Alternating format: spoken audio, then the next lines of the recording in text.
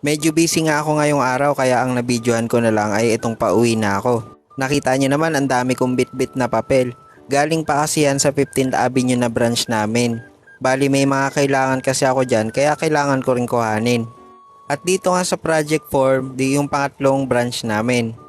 Kaya naman sa mga naghahanap ng supplier ng tubig dyan, message nyo lang ako baka naman. So ayun nga, pagka uwi ko ay nagmerienda muna ako ng gatas at saka ng biskwit. Tapos nga ito na, itutuloy ko na yung mga naiwan kong ginagawa, yung mga papel-papel.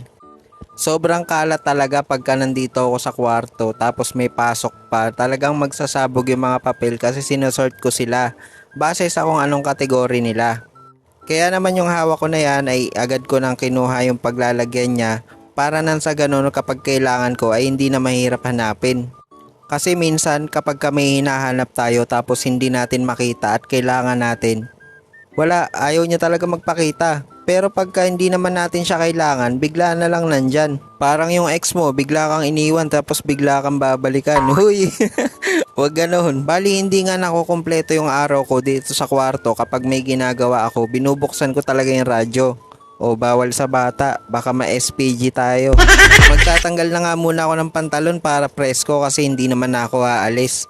Bali itutuloy ko na nga lang yung mga online na ginagawa ko. Para nga pala sa mga naguhulog ng mga benepisyo kagaya ko, ituturo ko sa inyo kung paano ang online payment sa PhilHealth. Pero kailangan employer account yung gamit ninyo.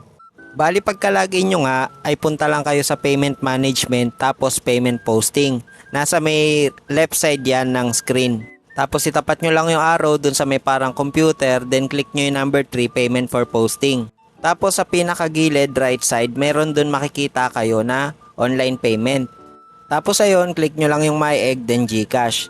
Tapos next nyo lang, tapos okay. Then maya maya lang, ilalabas na dyan yung GCash number na inyong pagbabayaran.